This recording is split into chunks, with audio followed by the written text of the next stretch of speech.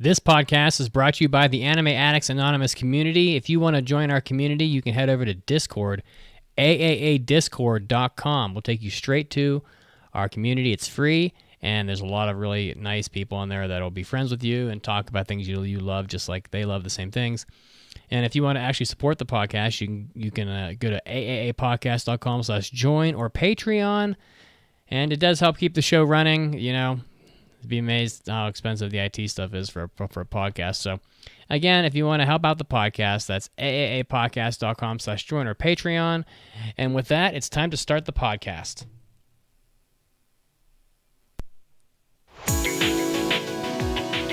Get ready! You're about to listen to the Anime Addicts Anonymous podcast. Make your anime addiction worse at AAApodcast.com. And now, here are your anime addicts.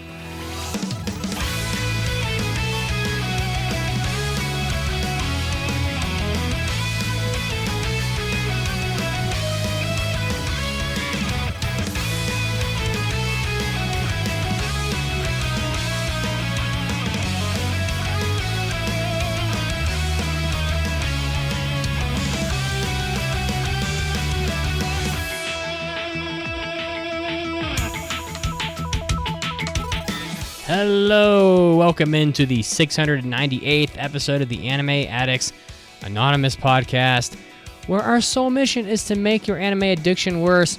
I'm caffeine addicted. Oh, it's been a while. Oh, it shot across my computer. I have a watermelon monster today. It's quite delicious. And I am joined by the finest of anime friends. We have Caroline. She's wearing a hoodie. How you doing? Hello. I am indeed. I am chilly, so therefore hood is up, blankets on, candles going. Wow. I'm ready to go. And we also have Mason wearing almost the same shirt as I am, which is very weird. I know, I realized that seconds before you were saying, oh, we should just start recording. I'm like, yeah. Oh, How's it going? No. I'm doing all right. I've got a very fine 11.11% water with just that amount of hydrogen in it. The rest is oxygen. You know, a nice water receptacle. Just gotta stay hydrated, people. Just because it's not summer anymore doesn't mean you can't stay juiced up with the water. At the news break, I'm probably going to swap out. I went to a farmer's market today, and I bought some smoky old-fashioned, artisan crafted old-fashioned, and it's 100 proof, so it's probably pretty strong. I had 2 samples of it at their booth, and I was already like feeling it. It was like maybe half a shot, and I was like, whoa. So I can be careful with that stuff, but yeah. I thought you were going to say you were going to swap out shirts because you were so ashamed of matching me. You're like, I gotta. No, I'm taking every article of clothing I own to Arizona tonight for my business trip because it will be so fucking hot there that I'm going to need every article of clothing I own. Just going to be sweating through it. Yeah, and I have to burn the inside of the suitcase after. My filthy clothing will probably just reek. You know, Mitsuki, you wouldn't have to be dealing with this if you had just stayed dead from the time I brutally killed you last week. You're terrible at your job. I don't know who pays you, but they should get a refund because you are. Listen, you Mitsuki, talk a not big everything's game, a but job. This is called a passion. Okay. Oh wow. It's a lifestyle, Mitch. She does it for the love of the game. Caroline hates me so much that she wants me to just brutally die, you know, and well, we'll get more to brutal death in a little bit. we will. Segue. So guys, Well, not yet because we have some more work to do. if you want to follow us, you can watch us on Twitch on twitch.tv/AAA podcast on Sundays at 5 p.m. Eastern. Holy shit, we're on time today. It's amazing. Maybe the first time ever. We are on pretty much every social media. So Chitin is he would want you to go to our Twitter, AAA podcast on Twitter. Caroline would want you to go to the TikTok. We're on Facebook. We're on Instagram. If I ever updated it. I would want you to go to the Discord, which is AAADiscord.com, because that's the fucking best place, in my opinion, to be. We also have a merchandise store if you want to help out the show by buying a mug or a t-shirt or a hoodie or whatever. AAAshop.info, a lot of links. Today on the show, we're going to be doing the most violent and gory moments from anime because it's Halloween, and we thought we would do a 2-part Halloween this year. So this is like the first of 2 parts. So we're gonna do the most violent and gory stuff. So I don't know if I don't know if Inuyashiki will be in there, but it probably could be. But and then we're gonna talk about Bastard, Heavy Metal Dark Fantasy Season 2, Mason's favorite anime of all time. He loves it. He loves it. Something. He loves it. You know, as much as anime gets you really pissed off, Mitz, it's always nice to have an anime that pisses Mason off. It's kind of refreshing. How do you get? Why are you get? Where are these assumptions coming from? What I want to know is, Mitz, next week we're doing a Halloween thing, but that's going to be based on a quiz, a poll, something you send out. Right. Should people be keeping their eyes peeled for a little fun Halloween thing you're going to put together, and your responses? That's a good call. So 4 whole years ago, we did a Halloween survey, just asking fun questions like, "What's your favorite Halloween candy? What Halloween candy do you absolutely hate?" I love those questions. I want to know what the most hated Halloween candy is. It's very important to me. We've already discussed this. It's Whoppers, isn't it? Well, I think we're going to have this next week, but we're going to get the stats, the numbers, the people to weigh in, so we can get objective it's definitely not Whoppers. It has to be Tootsie Rolls. We had questions like, what anime cosplay do you hope comes to your door for trick or treat? Just like fun questions like that. So go check out the website, AAApodcast.com. I'll put a banner on the site. It'll be on the Discord. It'll be on social media as well. So. And you're only going to have about a week to do it, so it won't be that long. But if you want to have fun with us and make our Halloween, our part 2 of Halloween, a lot of fun, check out those links so you can fill in the survey so we get the data. It's as Lady Emery says, get that data. And then fill that Excel sheet. And then Clout Lord Nalto miswrote Konnichiwa, so God bless you. All right, and with that, let's get to the big news.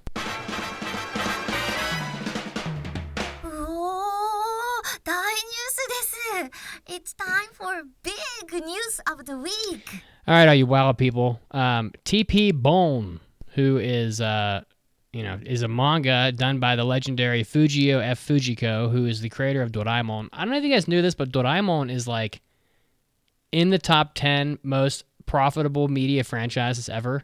It's like Batman doesn't even come fucking close to Doraemon. I mean, you got to look it up. It's pretty wild. I think it's because they have like literally Doraemon is on everything you can buy in Japan, Asia.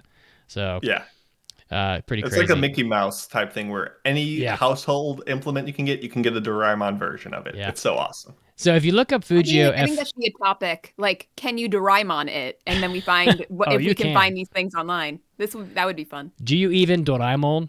Seriously. If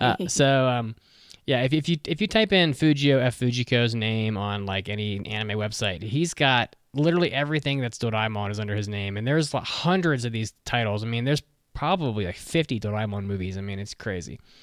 But the TP Bone is another property by Fujio F. Fujiko, and it's getting an anime made by Studio Bones in 2024. So it's going to be released in 2 parts, and it's going to premiere on Netflix. So this is going to be a Netflix title, and it's got... I'm not sure who this character played in Spy Family, but Atsumi Tanizaki is going to be starring as Reem Stream from the TP Bone. And so this is actually a remake of the anime. It came out in 1989. It's about an ordinary high school student named Bone, B-O-N, who becomes part of a team of time-traveling agents tasked with saving people's lives during historical events that happen across different eras, which sounds pretty cool. You're going to be going back to like the caveman era.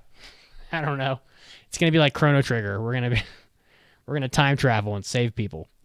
So just so you know, Atsumi played Anya in Spy X Family. Oh, okay, there you go. So Anya's voice will be in this. And I'm putting the trailer up. The art style looks extremely stylized.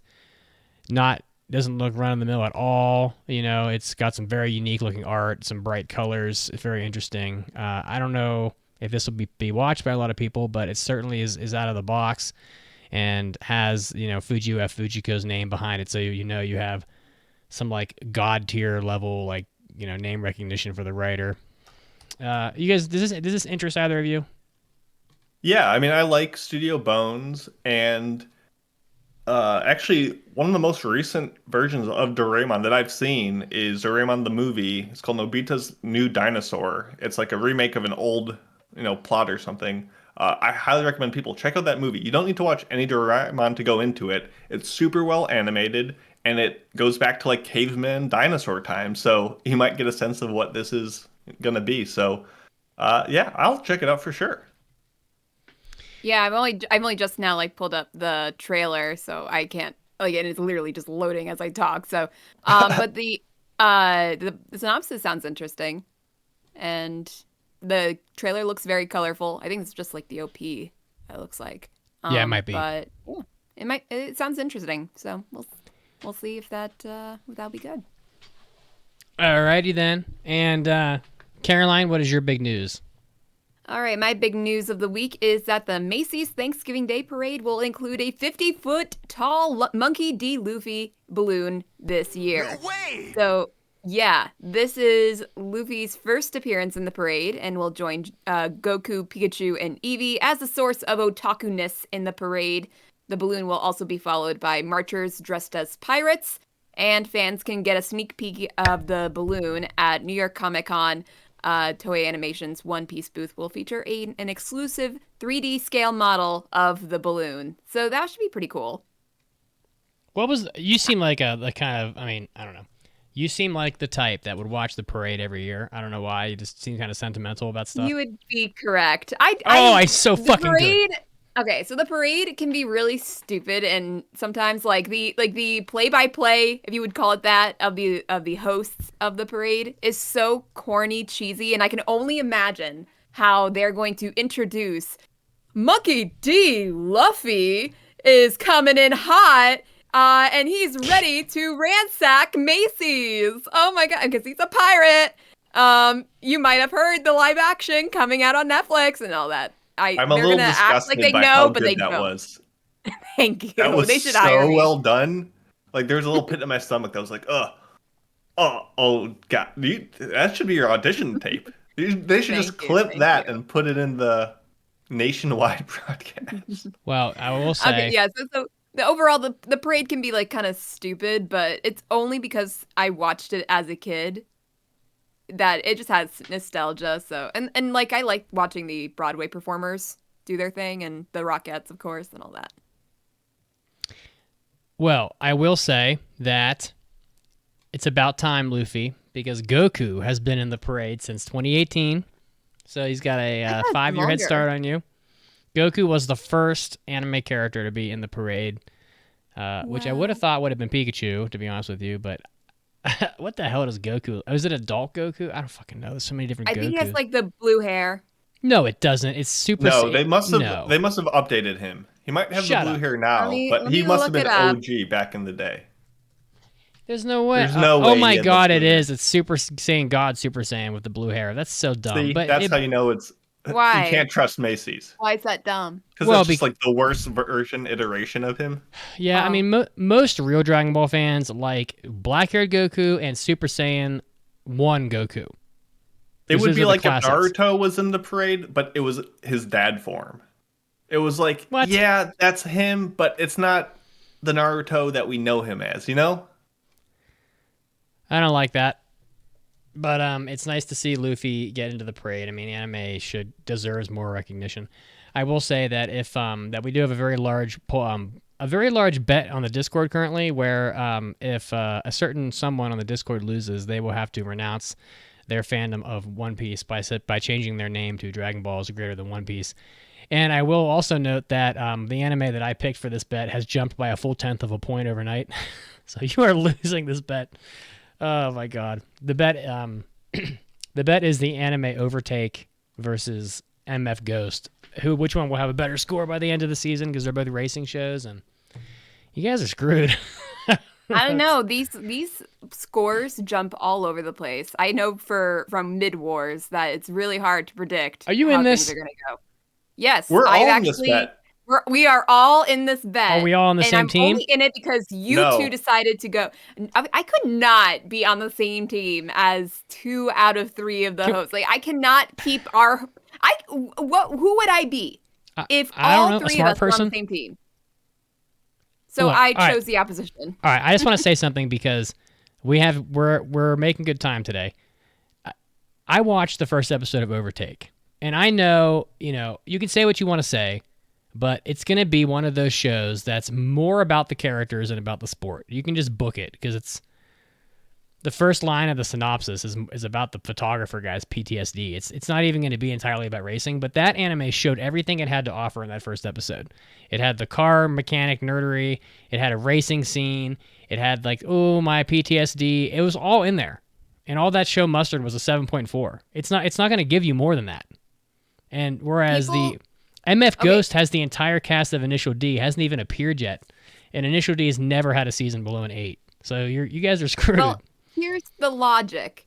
MF Ghost has a large fan base behind it. Of course, they're going to rank it highly at the beginning of a season. Overtake doesn't have the fan base, so they're not really going to care what score it has initially. By the end of the season, this is by the end of the year we're looking at. So we still have a long way to go before you can put your eggs in a basket. I don't think that, Mitsuki. but does that argument make sense, Mason? I mean, it could. You never know how things score. Overtake is never going to have a bigger fan base than MF Ghost. Initial D's manga outsold Gintama. It doesn't need a bigger fan base. It needs a more beloved fan base to overtake MF Ghost. Oh my God! Well, we'll see. I mean, We'll see. Listen, I'm not even saying it. I'm not saying that. Oh, Overtake is definitely. You want to make a going side be bet? MF Ghost. Side bet right now. No. Listen to what I am saying, Mitsuki. I am not saying that it's definitely going to beat it. I have not seen either show. I've not seen anything of MF Ghost, and I've never seen anything of Overtake. So I am only on the opposing team just because how funny it would be if you two lost and I won. I'll make a side bet with you right now. I love that, Caroline. I love that. I don't want to. I hope Overtake wins. If I lose the side bet, I will record and sing a song about how much I love Moe and play it on this podcast. But I don't want to take a bet if I'm not passionate in it. So well, it's if you're not why? passionate, if you're not. She only is passionate about. I already told you, I don't care who really That's where her wins. interests lie. See, I am Doing so the podcast, confident. killing Mitsugi and watching the parade. That's it. Top 3. Nothing more. If you win the bet, I'll let you kill me. How about that? How can you pass that Really? up? I Yeah. take over the show. No. I'll just. You know what? I'm going to keep the slow and hard road of improving my assassination skills. Slow and hard. That's what she said. Okay. All right. Well, we will have to see. Right now, Overtake has a 7.4 and MF Ghost has a 7.54. So that is a pretty big difference. So we'll have to see. We'll see. Anything else, guys, before we go into this crazy topic that is going to go in a direction that I have not predetermined? Let's go. All right. Well, I was watching Crabs last night, as we discussed on the Hobby Addicts, and the stupidest horror movie ever. It's definitely up there with Sharknado and the like. And I thought to myself, why don't we do an iceberg of the most fucked up, crazy, just nasty anime stuff because it's Halloween, and this is the season of horror movie marathons, right? But then I realized we don't have time to do an iceberg because that actually takes a lot of effort. You have to discuss and aggregate information and arrange them in order and all this shit. And it was well, probably not going to be able to be done in one day because we were kind of unprepared. And it's been a weird month for me. There's been a lot of traveling. So we decided that rather than do an iceberg, we will do a tier ranker, which I've just put up on Twitch, of really fucked up, crazy, just scenes from anime that are disgusting, horrifying, repulsive, gory, violent, whatever. Anything goes. And I've got the tiers here on the site. And do you guys want to do? I have you, Mason. You wrote A through C on here, but I put S through D on the tier thing. Yeah, I was hoping we wouldn't give any D tier stuff, but we can definitely do it. We can have a D tier on the screen. You can have a D tier. Let's just not use the D tier. I mean, hopefully no one put a D-tier thing in there, but we will see what happens. So this is See, based on not the show as a whole Yeah. being, super grotesque, but like specific scenes or moments. So we will be talking about these graphic things to the best of our ability. Moderate spoilers. We will try to avoid anything that's, alluding to how this character death might fit into the plot, but it's inevitable some of the time. So, yeah, I think it'll be fun. you see, for me, I was able to watch through all these clips beforehand, and then I kind of gave a ranking. Are you numb? Although I got a lot of B's because I could not figure out where ones should go. So my opinions are going to change as we talk about things. Well, yeah. But the thing is that I was basing my rankings based on like my visceral reaction to watching these things. Like if I'm like hiding my eyes behind my hands, that's going to get like an A at least. And then there's a lot of like gory, bloody, gross stuff that I'm shown, and I'm just like, shrug. Well, Like, how many? obviously, this is much bloodier than the one I gave an A, but there are like it just didn't get The elicit mood, the feel, the reaction. suspense, and sometimes you There's a watch certain these thing. clips without the show that leads up to it. So maybe the suspense or build up Yeah. could be missing. So There's we'll that, and I we'll think for talk me through it. personally, I think I will rank things higher if it's like the kind of pain that you can imagine. Like you can imagine having your arm torn off or your fingernail, taken off, or like if it's like very intimate too, and it's like you can. Yeah, if it's slow, realistic and grounded. That's what gets me. Okay. Not like people being blown up. A big monster bit Blown up. someone in Yeah. half. right. Wow, that's a lot of blood. All right, Well, let's get started then. All right, so the first one I put on here because this anime is actually banned in Japan. You can't watch it or find it. It's Mr. Adashi's Amazing Freak Show, and this is a kind of a cliche one because a lot of people know about this, and it's not even easy to find clips. Well, I think you can find the whole movie. You can on find the YouTube. whole movie on YouTube. That's But where I watched it when I talked about it on our show. Yeah, so this is a pretty fucked up movie. I mean, Mr. Adashi's amazing. Is this even on my anime list? Yeah, It is. course. Shoujo Tatsubaki. AKA Midori is another name Midori, it goes yeah. by. Poverty-stricken 12-year-old girl resorts to selling some kind of flowers in the slums of Tokyo. She finds little success until one day she is approached by a gentleman who offers her sympathy. When her bedridden mother succumbs to an illness and with no one else to turn to, she goes to his address and discovers that she has been conned into joining a circus troupe, the Amazing Freak Show, consisting of vulgar and deformed performers. And it's just like this fucking horrific crap this whole time. Now, we're doing the clip, not the show. To me, after having watched all these clips we assemble, to me, this is probably a B tier. Yeah, I was thinking similarly because it's certainly just like body horror and like strange grossness. But as I mentioned before, the things that get me are like you can imagine it, and this seems like too fantastical looking to me. Yeah, it's more zany and almost Junji Ito inspired in this sense. I mean, there are much worse scenes from this movie, from mutilated nudity, from like animal violence where they're just ripping like dogs into shreds, and just stuff that really makes you feel uneasy. And this one is more of like the horrifying vision. So because of that, I agree with Caroline. I think this is B tops, probably C in the version we have here. So Can I it doesn't really make me feel queasy like the rest of the movie does. Can I task one of? Well, I didn't do a very good job with the clip, maybe. But can I task one of you with posting the YouTube clips into the chat so people can watch these? Sure. I Do you will not want say to just capture your screen? Or I'll I can't. post I them in can't chat. play these on Twitch, so we're gonna get removed. Okay, I'll post them then. I will say, people, some of these clips are extremely disturbing. I picked a lot of really fucked up shit, so just be warned. If you click on these, do not have like children around, because there's scenes of like monsters eating little children in some of these clips, and they're not very. So, what did you guys say for this one? Did you guys agree that it's a B, or did you say it was a C? We can agree on a B. I mean, I if think you go B. with the movie as a whole, it'd be a BA tier. So I'm fine with the B for this one. And also, if you're not watching on Twitch, I'm sorry to not see you here, but you can also get our show notes by being a subscriber, and then you can get links and all our bonus content where you can just click on it and watch in horrifying glee as we talk about it. So there's that option too. So Mr. Adashi's Amazing Free Show gets a B because I didn't pick a very strong clip.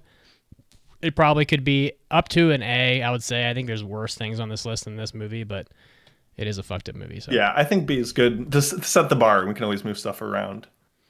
Okay. Who wants to take the next one? Up, I took a clip from one of my favorites of the gruesome, gory violence, which is Shigerui, aka Death Frenzy. Mm-hmm. And this is a clip from episode 1, but this whole series is incredibly beautiful in its anatomical violence. So every, you want to talk about feeling the pain, Caroline? Every like teeth, eye, nipple, gut, finger, skin, bone, you just see it so viscerally, accurately portrayed, and how it just gets mutilated beyond belief. And there are dozens of moments, and this whole series evicts just a mood and realism to it that just gives you that metallic taste and woozy brain when you watch it. And it's just so awe-inspiring in how gross it is. And this scene is just this guy who reaches into his stomach that's been sliced open and pulls out his guts as a sign of respect. And it's just that self-harm aspect of it that really makes me be like, yeah, that's gross. Yeah, I had a clip from this show as well, and I removed it because I didn't want to do two, but there's a scene at the end where a guy gets literally sliced in half, and like his brains are falling out and all this other shit. Yeah. There's a scene where they slice off a woman's nipples just because, it's just like for the fucks. This is a pretty savage anime. To me, this one's an A. I don't want to go for an S right away, but... Yeah, I would give it I gave this one a B, actually. Okay. Because again, and I can't, for rhyme or reason, describe why I did not feel viscerally uneasy by him pulling out his colon. But that's fair. That's fair. Maybe if I saw the clip of the woman's nipples getting chopped off, I probably would have. I couldn't easily find the nipple one or the guy who like gets his mouth cut like through his teeth. That's also a rough one. So. I will follow what you guys say. If you guys say A, then I will give that one an A. We have tiebreakers, so yeah, I think it's A. Unlike last time when we did. I like this topic, by the way. The tier thing is good. The next one, I'll just do it because it's mine. This, to me, is one of the most violent anime I've ever encountered. It's Amon, the Apocalypse of Devilman. And if you click on the clip, at about 1:40, there's a scene where a little kid is sleeping in this battlefield full of monsters, and this guy just takes his sweet time just devouring this small child, and it's they don't even like hide it. I mean, he's eating this kid. The kid's arm falls off. He takes the time to bend down, pick the arm up because he doesn't want to waste it, as if he's gonna like eat the arm. And then there's like a whole 20 seconds where he's just like eating this kid like a corn cob while he's just like dead in his eyes. And he's like a little kid. He's like 6, and his eyes are hanging open, and there's like blood coming out of his face. And it's, I don't think I've ever encountered a scene in an anime before that has such a violent depiction of a child being killed. He drops the kid, like his upper half of his body, and then like the fighting continues. To me, this is either an A or an S. I think that this is the kind of clip that makes parents just like squirm, and it's pretty rough. What do you guys think? This one didn't do much for me, I'll be honest. Okay. It was so on the fantastical side, but just because you so rarely get the youthful devouring nature of it, and just the almost silence of it.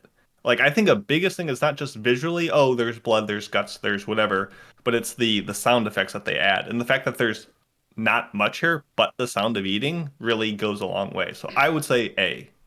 How about you, but no more. Again, I gave this one a B. I don't know why.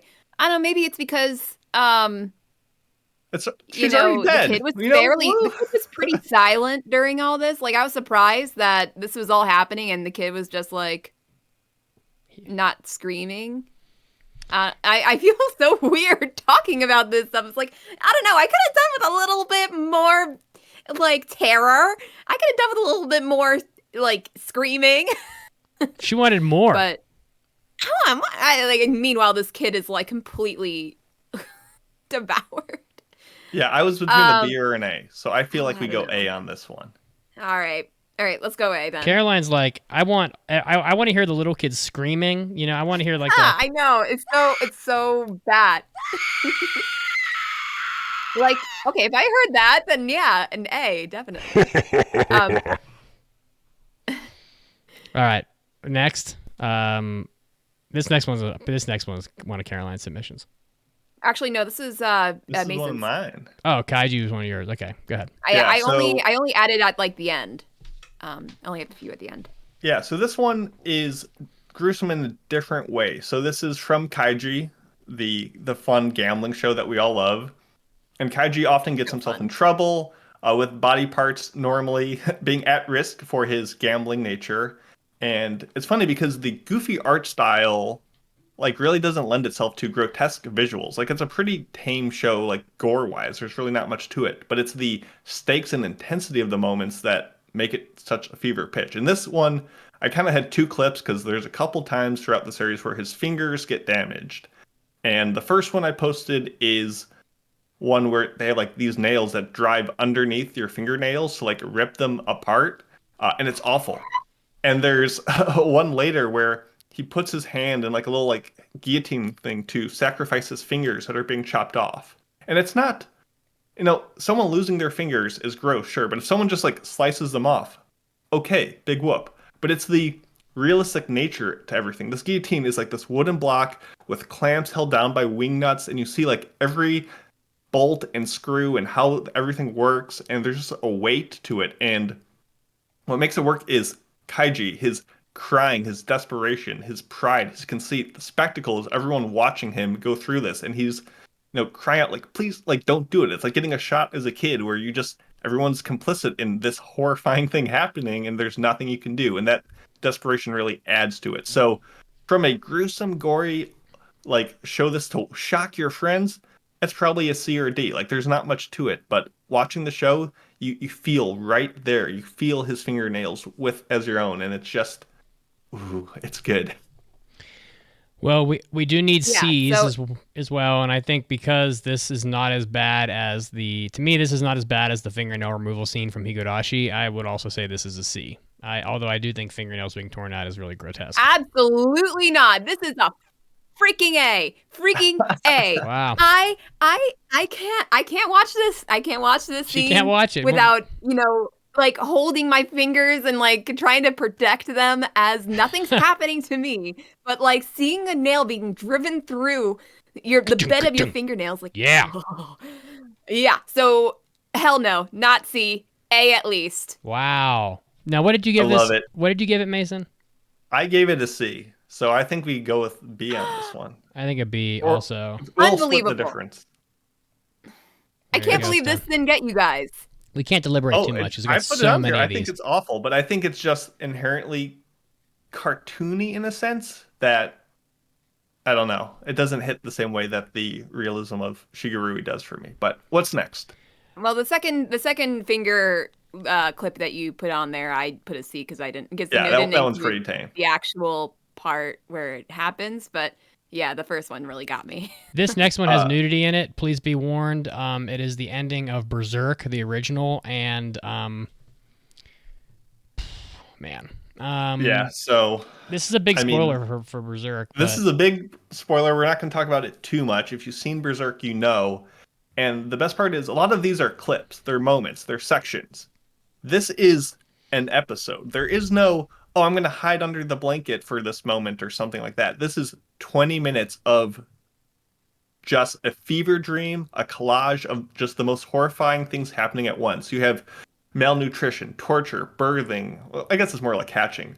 Rape, leather suits, all manners of gore, self-harm, rivers of blood, monstrous creatures, just the psychological pain of futility, betrayal, and hatred, humiliation, and how it's placed within the series, within the framework of the Berserk, anime season, is just how it ends into the credits. It's such an experience that it transcends just a simple, oh, this is gross, this is disgusting. It's just an experience that pulls you, the viewer, through it with the characters, and it's iconic for so many reasons. And I don't want to say more than that, but this is S tier for me. Yeah, I mean, this is probably an A. It's a lot of that because it's just so shocking. And it just comes out of nowhere for me, at least in the anime. You know something's coming, but you don't really expect this. And I watched this when I was pretty young. It's probably like 14 or 13 years old. And so to me, this is an A. It really does have a lot of gore, a lot of violence. I think the reason why it's not an S is that it doesn't have enough gore, and it doesn't have, I don't know, it's just not, it's very artistic, but it doesn't hit me in a visceral spot. So it's not shocking in the same way. It doesn't come out of nowhere because it's so persistent. You just kind of have to go through it for, like I said, 20 minutes.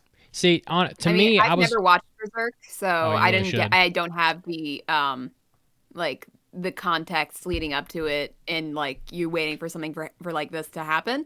So I gave this one a B again. Even though I could see it getting higher just because I know what Berserk is like, but I have not seen it. And like him trying to chop his arm off with a blunted sword is kind of gross. Kind of gross, if you will. Yeah, so I could see this going higher than what I had placed it. Poor Casca. I'm good with this being an A. Casca's so hot, but she didn't deserve it. No one deserves this. Okay. Next was this clip. I don't know who put this one in here, but I was actually surprised by this one and didn't remember this clip at all. But I remembered it when I watched it. Yeah, this is pretty rough. This is Blood Sea, and I put in the clip. It's actually a collection of a bunch of moments from the show. But this is, and we'll see some stuff to this similarly later, but this is a lady who's grabbed by a large monster and just whipped on the ground a couple times to smack out a bit of her blood, and just wishboned. Both her legs are grabbed and they're pulled apart until there's nothing connecting them. And it's just as bad as you would think, with just the screaming. And it's a little cartoony in kind of how much the characters stretch, but there's still something to it that just feels icky. And yeah. It's her being forced into a split, and if you can't split it, I can only imagine how much pain that would be. And then full on as you said, literally wishboned. That got me too. Like I can't with like drawn and quartered stuff, and that was basically what happened to her. Yeah. So I gave this one an S, actually. This one of the only S's I gave, because I really know how to find exactly what Caroline hates. I don't know. There's another drawn quartering later. I'm a very unique person. To me, this is based on how we've been placing them on here. This one's probably an A. I don't think it's worse than the fingernails from Kaiji, but it's, to me, it's not worse than the Shigurui clip. So it's probably an A. But it could be a high B. I would say high B, light A. So I think it's in the S somewhere because Caroline really hated this one. We'll give it A for now. We'll split the difference. It's so surprising how gore can be so subjective. Because I don't know if we can get our extremes, because I think we all have like very different ideas of what gets us. We'll figure it out. All right, this next one I put in here, Angel Cop, is a pretty famous 80s, or maybe it's early 90s, I can't remember, but in 1989, right there on the border. Very quick clip of a shot that just gives you a sense of how in the 80s, they were more willing to just show a lot of gore and not just blood in anime. And I think that's really what separates the like old anime from new anime. Is I just don't think it was as regulated or as there wasn't as much give a fuck as there is now. But in this scene, a girl gets shot 3 times, and then the last shot is really the one that matters. And when he shoots her, if you pause, god damn, it's so violent. If you pause it at 10 seconds in this clip, you really can see it's just amazing detail. I mean, her eyeball is flying out. The ocular nerve is attached to the eyeball. The brain is exploding, and you can see the entire inside of the brain. You can see the skull, the lining of the skull where her head was split in half, and there is just blood everywhere. It is so gory. This freeze frame is probably one of the worst shots you're ever going to see in anything. I mean, this is about as bad as it gets. It happens quickly, but if you pause it and take a look at what you're watching, if I put this one up on Twitch, we're going to get fucking removed. Pretty bad. This is... as a whole, Angel Cop is probably an S. I don't know. I'm not fazed by much, honestly, so I would... For this one small shot, I'm going to give this an S because it's such a huge amount of violence and gore in just a split second. So for me, I gave this one a B, but the level of gore is impressive. So if you want to give this one an S, I wouldn't feel too. I would be in agreement just because it's impressive. How do you feel, Mason? So this doesn't nauseate me, but I love the artistry of this. It's so not detailed. just like, well, not so much like, oh, it's hyper detailed of the brain and all that. It's the setup, because you see her not get shot the first time. You see the blood splatter on the wall, and then she goes to the wall, and you're like, oh, damn. And then she gets twice, once in the chest and once like on the shoulder or something. And you're like, oh, that's even worse. And then it escalates a third time for the zoomed in close up hyper detailed shot. And it's just the way it ramps it up in steps that just one ups itself consecutively is marvelous. Like, that's good directing. That's how you do it. It wasn't just a one shot of, oh, it's gory and it's over. It was kept on forcing you along. Yeah. And I think that's what elevates the scene more than just the hyper detail. So I gave it an A originally, but I'm okay to give this an S, even though it wasn't as visceral in some of the ways the others were. So I say let's go with S on this one. We have to do an S eventually. Geno Cyber. So that was Angel Cop, by the way. Some of these are really old and people haven't seen them, so you might want to check them out if you feel like you're brave enough, I guess. These aren't necessarily good anime, though. Geno Cyber, I actually don't know how to make this clip. I don't know how to make YouTube start at like a certain point. So you'd have to start this at about a minute. I have no idea what's happening in this clip because I can't remember, but there's... Mitsuki, just so you know for the future, when you want to have it play at a certain part, you have to click share, and then it'll give you the option to like start at this time. Or you just right click, and it says copy URL at current time. Oh, God. Oh. These 80s, I think Geno Cyber might be 90s, but these fucking shows are so just insane. This girl's sitting in a... Oh, my God. I didn't watch this whole clip earlier. She's sitting in... This is intense. She's sitting in a... She was too scared. God damn. She's sitting in a chair, and she's dead, and her head has been severed, but it's still attached, and it just slowly topples over and falls off. The skin on the neck is tearing. And then they're showing like this like fast moving camera through a building, and there's just like people's limbs tied to like a ceiling, and here's a shot where there's just like all these people in this room, and there's just basically just guts and blood and skeletons and rib cages and just hanging from the ceilings and all over the floor. Some of these anime was so fucked up back in like the detail at a minute 37 on this clip. I don't even know what I'm looking at, but wow. I don't know what to say. What do you guys think?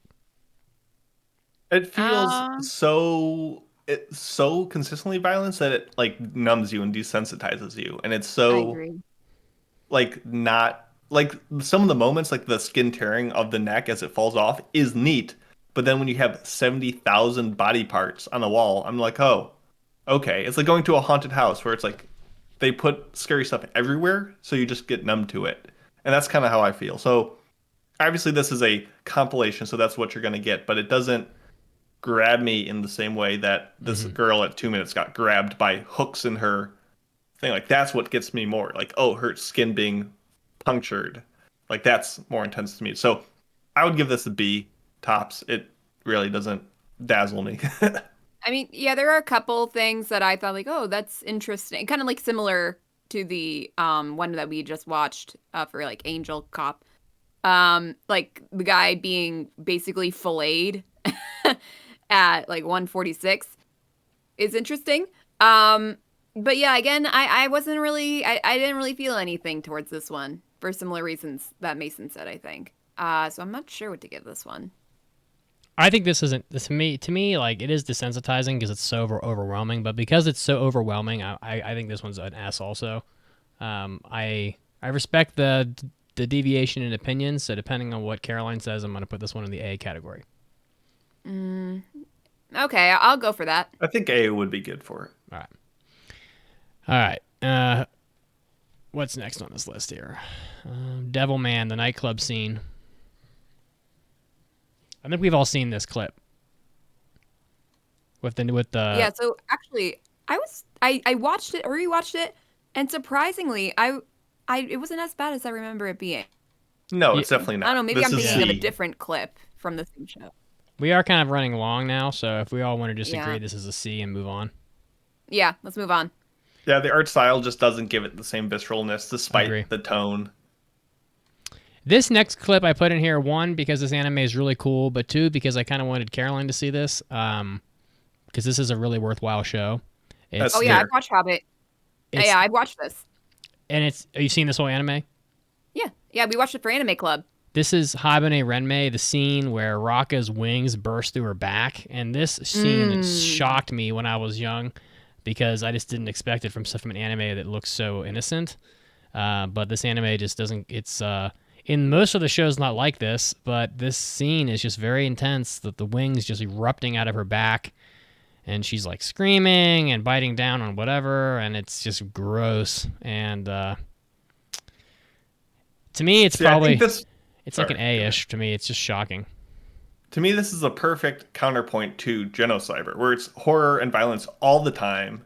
And you're like, okay, it's more violence. Here, this show is calm, relaxing, peaceful. You know, obviously dealing with some interesting concepts, but just then you get, well, bam, this hyper visceral scene where the like claws of the wings are like scraping to get out of it, and you see the bulges underneath the skin as it like tries to erupt through. Like that is so Yeah. there. And you know, this happens to all of them, and you're like, oh, they've all gone through this process. They have this whole like med kit for it. That's so savage. It's so, you know, primal, and that's awesome. That's what I love. Yeah. Which I hate. So yeah, this is S tier for me. I gave this one an A because it's that pinpointed, you could feel it like the points on your back that would be happening to you, and something just like scraping through and bursting out of your shoulder blades, and it's like ugh.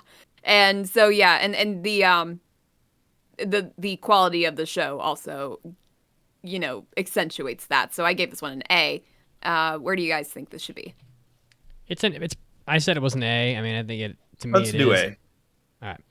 Why don't you guys do the next one? I gotta find an image for this one because I forgot to put it in. This is Elfin Lead. This is the dog scene. Oh yeah. It's kind of one of those, oh, you see them, you know, these school children picking up a puppy, so like you're on no one's side here, like just awful everything. But they kind of bully this puppy, they kick it, they throw it around, and you see all that, but then like behind the table they start beating it with a vase, and you see like the blood seeping out under the table, and She uses their blood as ceiling paint. yeah. She paints the entire room with their blood. Well, she gets mad at the other kids who are bullying the dog, and then just goes sicko mode, and yeah, everything becomes covered in blood, but it's all hidden. You don't really see It's not gory. it happen. So this is like a C or D for me. Like this is more, you know, shocking, and you're like, oh, it's kids, blah, blah, blah, but it's not unsettling in the same way that others are. So this does not much for me. Caroline? I gave this one an A originally just because, it's a dog. And, everything's worse when it's a dog.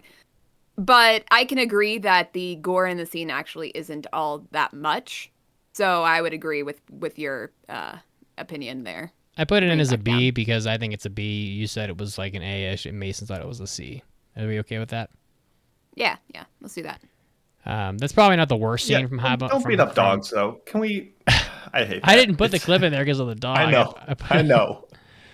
The next one is Violence Jack, which is on Retro Crush, and this is a pretty. There's a handful of these. I mean, by the way, the elephant lead thing, it's like, to me, that's the difference between stuff that's from the last 20 years and then things from the 20 years before that. In the 20 years before that, she would have blown these kids up, and their like organs would have been falling off the ceiling. But instead, they cut away, and it's just blood splatters. So to me, that's the difference. You're not getting like their eyeballs and their fucking innards hitting the walls and stuff. This next scene is another drawing and quartering. I'm kind of surprised we had two of these, but this is a pretty famous anime for being just violent, as it's in the title.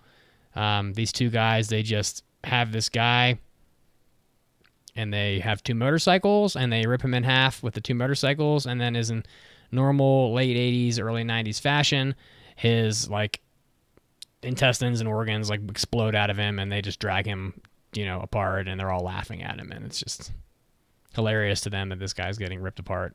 And this whole anime is just fucking disturbing. There's scenes in this anime too where little kids are getting killed and stuff. So, what do you guys think?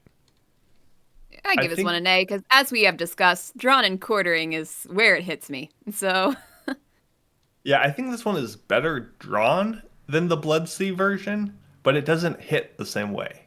And I don't know if I can pinpoint why, but I would give it like one underneath it. Blood Sea was an A, and I also think this is a B. So I'm going to put this in the B category. Yeah. All right, what's next? Yeah. We got about 10 more left. I have no idea how we'll get through them all, but the next one's the rabbit scene from ReZero where they just eat his ass. Well, they eat more than his ass. Well, they ate everything. Yeah, they eat this his one, ass this and one everything. really got me when I watched this for the first time. I had to give this one an A because I was shook. I was shooketh. And then they had to do it all over again with all the with his coming back to life Return and then from do the death. scene again, and it's just everything combined. I had to give this one an A. I think the creme de la creme of this rabbit scene is you see this guy, our boy, is with his bloodshot eyes, whatever, getting, you don't really see the rabbits eating him. You just see them like kind of gnawing their teeth, and then you see him screaming out in pain. Like you don't really associate, like you don't see him being bit. There's not that like gory factor to it. So you're like, okay, it's just gross, and he's yelling and giving a great performance. But then you see this like little bump under his skin. And you're like, what's that little bump thing? And then you're like, oh, that's a rabbit under his skin, moving around, eating him. Oh, I don't like this. Oh, I didn't even make that like connection. Elevates it to me. So like, I would say this is definitely an A tier as well. It's probably like a B for me, but since you both said it was an A, I think that's that, fine. and like Caroline said, the fact that we have to go through this again. No thanks. It's a tough life for what's his name. Subaru. The next one is the elevator scene from Kite. Kite has This one didn't get me. I gave this one a C. Kite has some lengthy action scenes. It's not necessarily the most like gory. So in this scene, this guy's beating up this old woman in this elevator, and what the fuck is her name? Can't remember the girl's name. She just like walks up to him and puts two explosive rounds in his body, and his head and body just explode, and there's just a lot of blood. So, and to me, if you guys think this is a C, that's fine. Yeah, it doesn't do much. C or D, if you want to put one down there. The next one is Wicked City, the Soapland scene. This is a pretty fucked up anime, and this scene has a lot of nudity in it, so you can post it, but be warned. Where the old man from the movie is has having sex with a soapland girl, and it's pretty explicit. But she's actually like a demon, and her body starts melting, and she starts melting into him, and basically ensnares him inside of her own body. And this is just like one of the many just totally fucking weird and disturbing things from Wicked City, and from 1987. This anime is so impeccably animated. It's so awesome. And I give this one a C. The coloration and stuff on Wicked City is just super splendid. It's probably a B for me. I mean, it's so weird. Like the image just turned into Jello, and he just like comes a part of her body, and they suck him back out, and I don't know. She's just slimy. It's like putting a gummy bear in a thing of Jello. Like there's not much to it. To me, it's like a B because this is so unique. I was gonna put the vagina dentata scene, but it's I have no idea what that is. Wow, I should have done that then. You gotta learn today. No, we're not talking about it. Yeah, I would say Wicked City usually has more to offer. This scene doesn't do much. I think we put it in C. Okay. Next up is, I'm just going quick here, the umbrella scene from Another, where the girl falls down the stairs and lands throat first on this unusually sharp point on this umbrella. It's literally like a knife. Or a saber. In her spare time, she's like assassinating people with her umbrellas, and she kind of just like is twitching, and like, you know, she's like suspended in midair by this umbrella very comically. It would bend and break like the minute she touched it, because the umbrellas can't hold your weight. And she's just kind of like suspended there and twitching and blood. And, it's pretty rough. It happens quick. There's no gore. I'd say it's a B for me. Yeah, it's iconic as hell. I'll give it that. But it once you've seen it a couple times, it's really not that big of a deal. Mason? I would also agree this is definitely a B, but I think what really helps this whole scene is the one shot where it's not all the blood, it's the moments before where you see her neck like start to like come in because of the umbrella there. Like that first moment of not even penetration, just where it like indents and you're like, oh. And then it happens. I think that touch of realism is really what elevates it to a B. Okay. Yeah. We're running out of them here, which is good. The next one is the scene in Higurashi where Rika stabs herself to death on a knife on the wall. And this one's crazy. What's her name? Cackles while Rika's just like... Shion, I think. Shion's just cackling while Rika's, you know, just dead. She's killing herself, basically. Watching a little kid commit suicide is pretty rough. I mean, and the way that she does it, like she doesn't just stab herself. She like balances the knife against the wall and rams her head in it several times. This one deserves an A from me. This is the most depressing, like, hard to listen to podcast ever. I feel so bad. Welcome to Meanwhile, we're gleefully talking about children's deaths. It's an A from me because it has no gore. I think you got to have gore to take it to the next level. I needed to see her like eyeball come out. I needed the knife to come out of her eyeball or something. I'm sure there were other scenes in Higurashi where eyeballs came out. Probably. So I have not seen Higurashi, and without the context, this actually does very little for me. Like, you never see it enter. You just kind of get the allusions to it. Like, I can use my imagination. Don't get me wrong. And, you know, it doesn't go down any easier because they're kids, but... yeah, I would say no more than a B, maybe a C for me. But I agree that you guys know more about it, and I'll go with what you guys go. The next one is the Ninja Scroll. Context. The next one is the Ninja Scroll scene where where Tessai rips off the arms of Hanza and drinks his blood out of the guy's arms. Ninja Scroll has a lot of violent scenes in it, and there's a lot of violence before this shot in this anime, but the video quality is very poor in this clip, and I couldn't find one that was better, but... He rips the guy, he basically quarters a guy by ripping his arms off. Like, he holds him up by his arms and rips them off. And then he literally just guzzles the blood as it's pouring out of the arm. Yummy. See, the blood drinking doesn't do anything. And from the drawn and quartered we've seen, like, this is one of the worst ones. So I would give this a C. Though Ninja Scroll is awesome. Ninja Scroll's awesome, yes. Yeah, so, I mean, C or B for me. I think it's probably a B. I picked it because it was, to me, it was very violent. We're almost done. E for blood. Yeah. Made in Abyss, Reg All right, nearly we're getting severs into the Rico's last arm. 3. Yeah, so you haven't seen this one, Mitsuki, because you have not watched the first season of Made in Abyss. But this one is kind of the one scene in this show where people are like, "Oh shit, this is not the cute kids doing cute things show."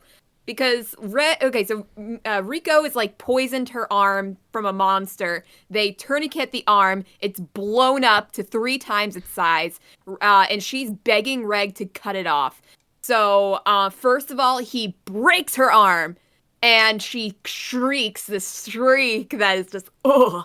And then she, like, passes out from the pain, and then Reg starts to cut it off, and, like, the bugs are attacking them, and, ugh, it is visceral for me. I could not watch this scene without hiding behind my hands. I give this one an A, at least. But I can see for Mitsuki, who is only really seeing what is basically a compilation of what happens in that scene. It's not really the full scene. I can see you not really giving this one as high a score. I saw the first 3 or 4 episodes of Made in Abyss when it first came out. And obviously I'm watching this now. To me, there's no gore again. Watching little kids screaming is kind of tough. So I'd probably give it an A or a B. I'm good with an A on this one. She has the same bloodshot eyes as Subaru, which is choice, but yeah, it's a great scene and really just hard to sit through. And you don't need gore necessarily to be unsettling, and this definitely has it. Okay, so the next one is from an anime I've actually never seen before, but I know quite well because I've seen this scene a couple times. It's from Barefoot Gen and the atomic bomb going off. And it's probably one of the most visceral representations of what happened to, people in Hiroshima when the atomic bomb went off.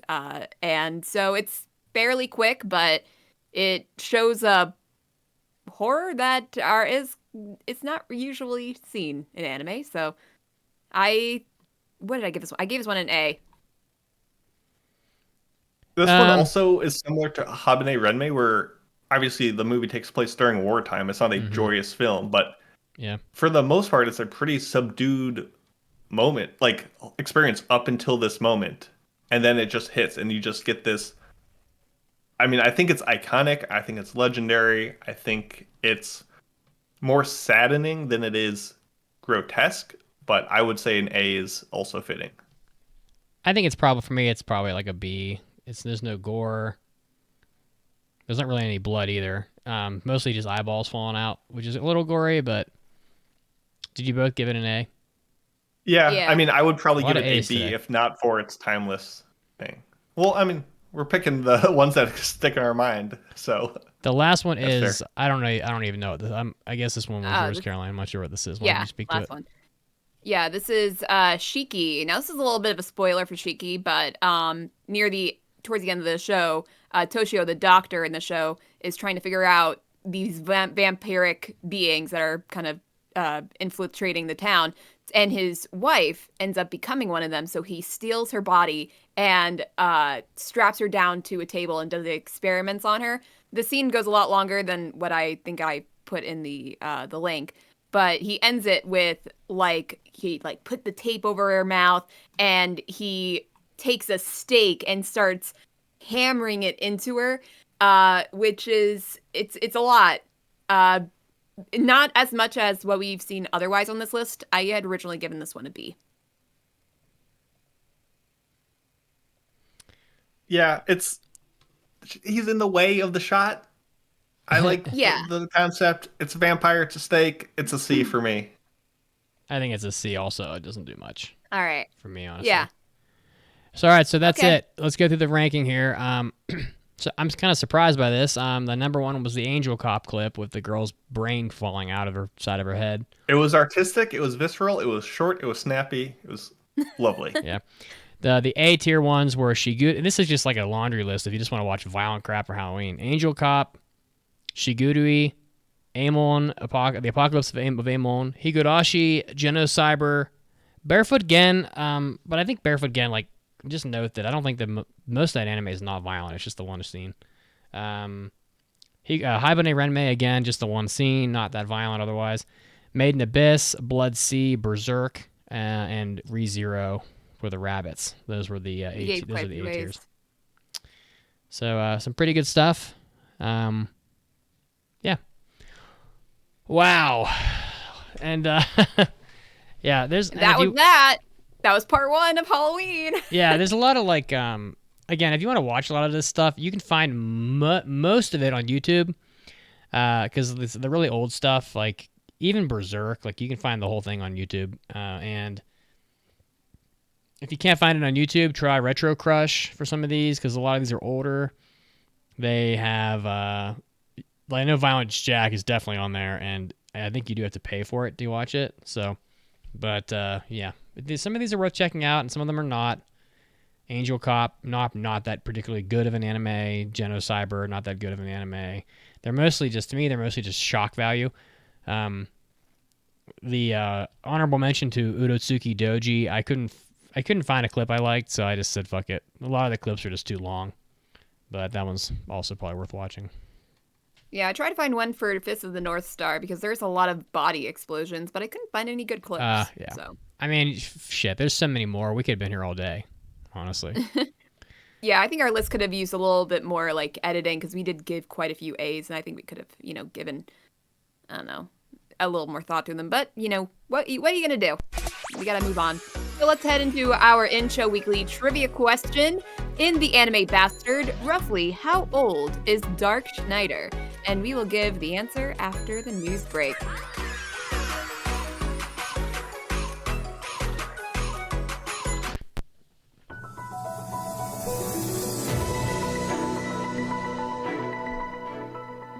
Hey, Anime Addicts, Mitsuki is here, and I'm bringing you your anime news break, starting off with some Adult Swim news. Jason DeMarco, who is the Senior Vice President in the Anime and Action Series Department at Warner Brothers, says that Adult Swim's not going to be making any more Fooly Cooly anime. So this is, they've made Fooly Cooly grunge, Fooly Cooly shoegaze, it's all these Fooly Coolies, but they said that they're not going to be making any more. So they're happy with the rating successes from the prior properties, but they're just not going to be making any more. So Grunge premiered on September 9th and had 3 episodes, and Shoegaze premiered on the 30th. So if you're a fan of Fooly Cooly, you probably have had a lot of content by now already, but they're not going to be making any more. Kingdom, which is an anime that just continues to come out and has never-ending, insanely high scores on the internet, is getting a 5th season. So this was announced recently. The cast has characters from other anime that we love, like Rurouni Kenshin, Demon Slayer, Spy Family, Golden Kamuy, etc. So there's an all-star cast. And Kenichi Imaizumi is going to be returned to helm the 5th season at Studio Signpost and Pierrot. If you're a big fan of Kingdom, well, there's going to be even more of it coming out, so you're going to get even more historical, military-themed action in the future. Next up, Castlevania Nocturne is getting an animated spin-off for a 2nd season on Netflix, which is now, like the 6th total season of Castlevania. So Netflix began streaming this series fairly recently, and it's now going to be getting a 2nd season. The series premiered on September 28th, so it must have been an immediate hit because it already got greenlit again.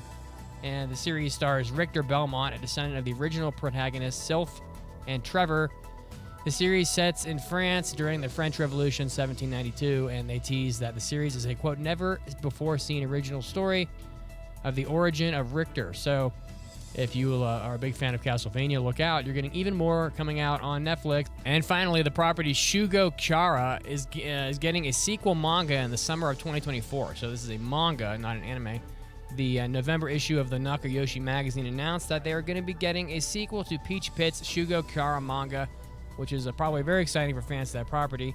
The original Shugo Chara manga ran from December 2005 until 2010, so fairly long run. And the 12th and final volume came out in October of 2010. So if you're a big fan of Shugo Chara, which is, I have no idea what this is about, but it looks like moe stuff, moe cute girl things. Look out for more Shugo Chara coming out next summer. This is Mitsuki, and this was your anime news break. Now time to get back to the podcast.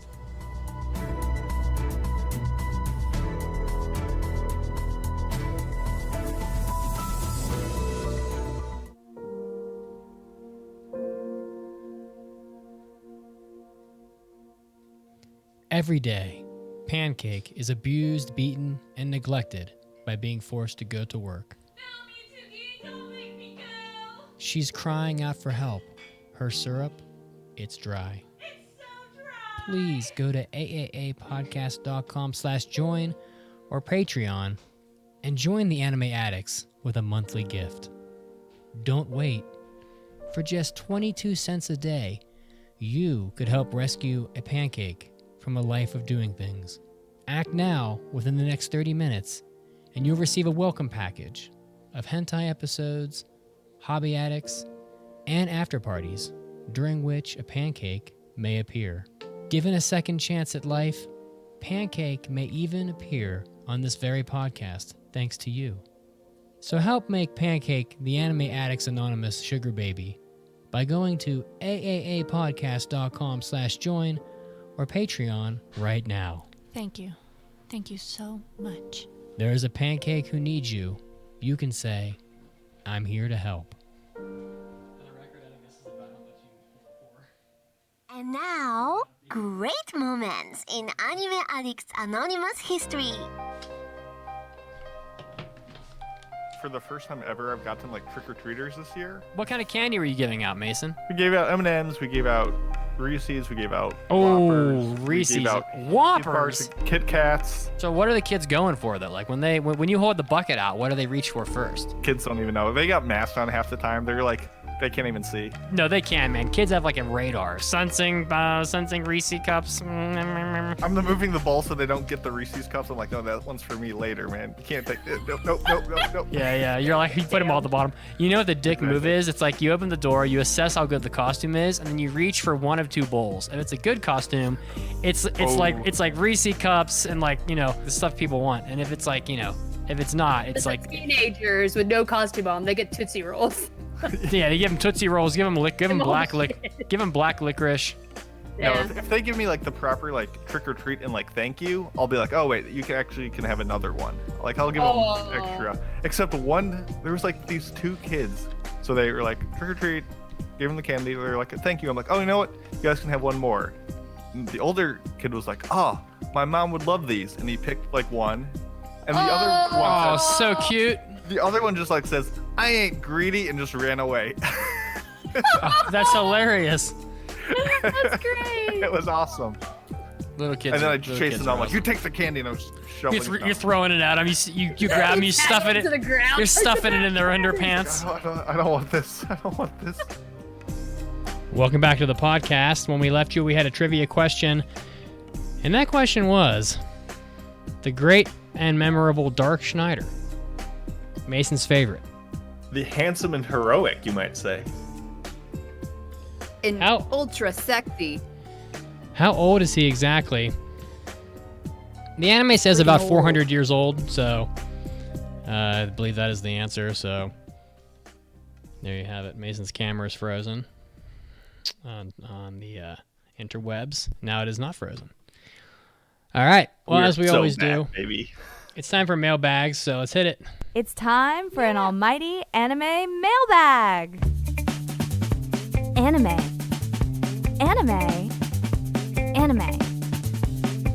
Mailbag.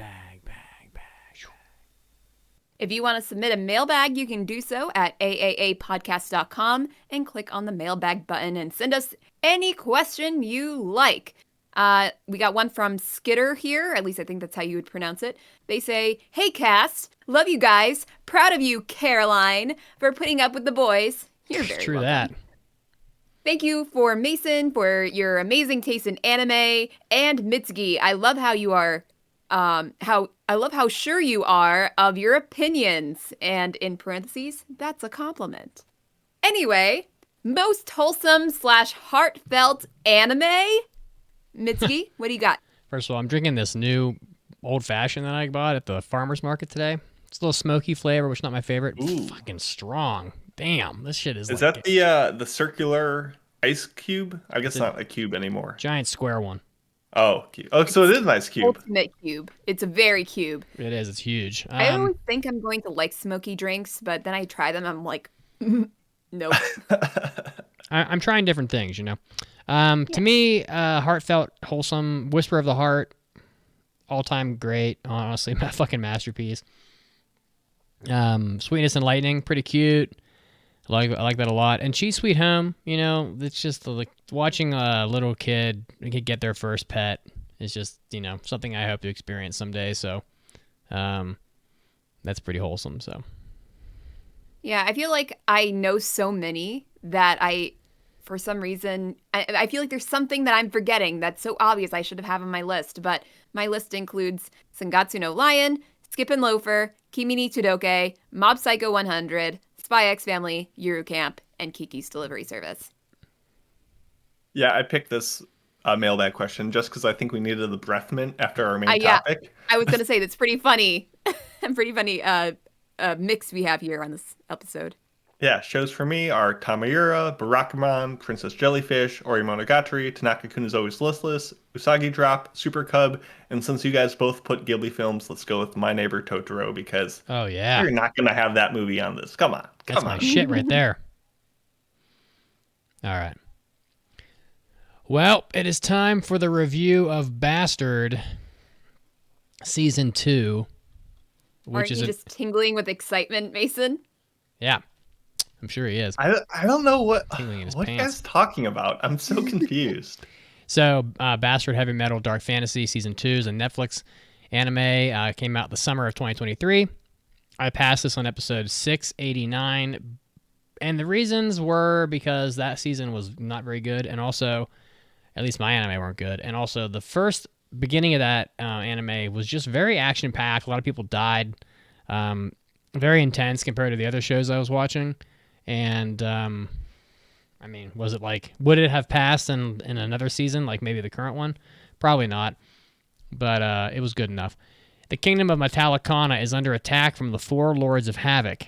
Master Ninja Gaara, Empress Ne Arshes, Kalsu, and Abigail. They will stop at nothing to get what they want, even if it leaves utter destruction in their wake. Now, with Dark Schneider being missing for some time, Kalsu wishes to awaken the god of destruction Anthrasax by destroying the four seals, which will surely cause Armageddon. And I added that because they didn't bother to put a synopsis on my anime list.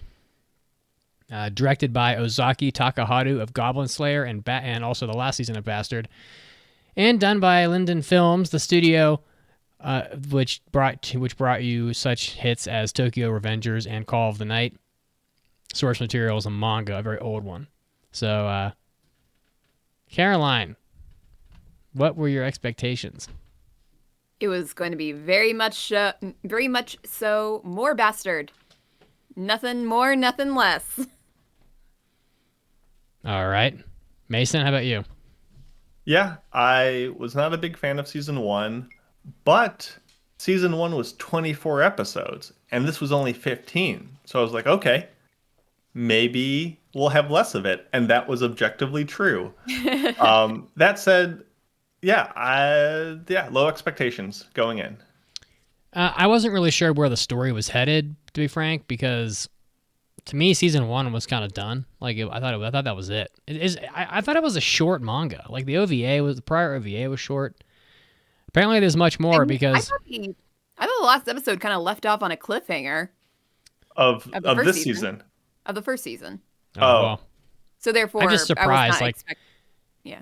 Wasn't the first OVA 6 episodes? I mean, I don't know. Yeah, I like that. Spoilers. I like the 1990 OVA. It's like 6 episodes, and I like it more than this series. Well, to me, a 6-episode OVA is the best format, in my opinion. But, and this isn't even the end. Like, there's another cliffhanger. It's an obvious continuation. If Netflix picks it up again, it will continue.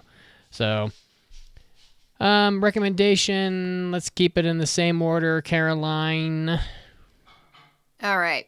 So, in my opinion, it's hard to recommend because Bastard requires a certain type of audience, just overall. Although I, for one, thought that the second season was better than the first due to its shorter length and a more focused direction. I remember the first season, it was a long one, and it's also been a while, so I could be wrong, but I thought it was I can't really remember what happened in season 1 and why it took 24 episodes. So I thought this one, I'm like, okay, I could see a stronger storyline going through it, and I thought that was better. There are also not as many fights that are dragging past the point of annoyance, because I did end up like finishing the first season because I didn't have enough time to watch it all the way through the first time that we were reviewing it. So I finished it a little while ago, and I'm like in the middle of this fight with Abigail. I'm like, holy shit, will this guy just freaking die? It's so annoying. And luckily there was not that in this season, which I appreciated. If you did not love the first season, there's nothing here that's going to convince you otherwise. So it's not really a recommended one. Mason, lay it on me. I know you love it. How do you feel? Yeah. I feel bad, almost in a way, talking about how much I hate the show, because at its core, it's a cheesy, campy show. It's not meant for analysis and introspection. It's just is what it is at face value, and you just have to accept it. And I get that on one hand. On the other hand, it's just so boring to me. The visuals are abysmal. The production is wonky. The writing and dialogue is like the worst I have ever experienced. Fights are hyped up to no end, but then they just are recycled with a gamut of regeneration and drab Deus Ex Machinas. You can pick any episode from this season, and I'm guaranteed to experience 22 minutes of just being irritated, unimpressed, and bored.